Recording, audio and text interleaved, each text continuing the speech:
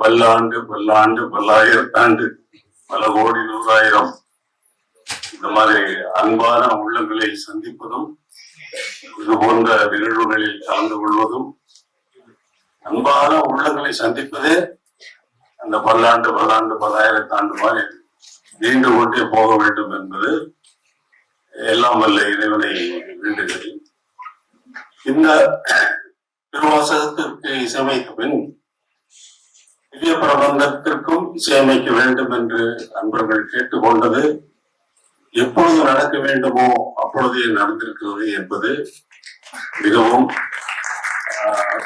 சொல்ல வேண்டும். அந்த காலம் சமயம் என்பது சாப்பாடு ரெடியாகாம டைனிங் டேபிளுக்கு வராது.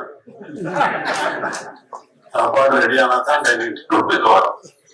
அது மாதிரி இப்ப சுவாமி அங்கிருந்து சுவாமிஜி இங்கிருந்த இந்த ரிலீஸ் பங்கனுக்காக அவருடைய வேலைகளை எல்லாம் ஒதுக்கி வச்சுட்டு இங்க வந்தது அவருக்கு மனமார்ந்த நன்றி. உண்மையும் அவருக்கு மனமார்ந்த நன்றி.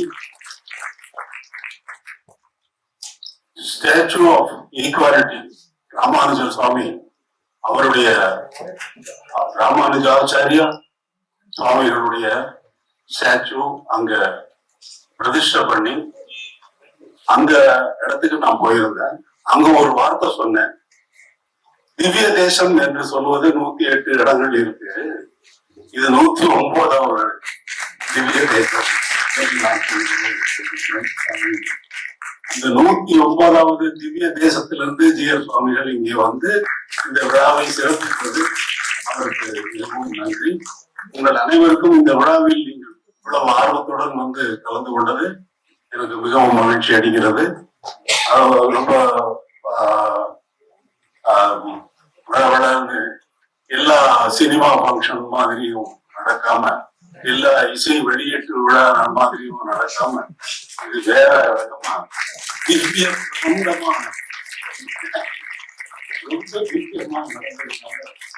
எல்லாம் அல்ல இந்த இறைவனுக்கே என்னுடைய நன்றி.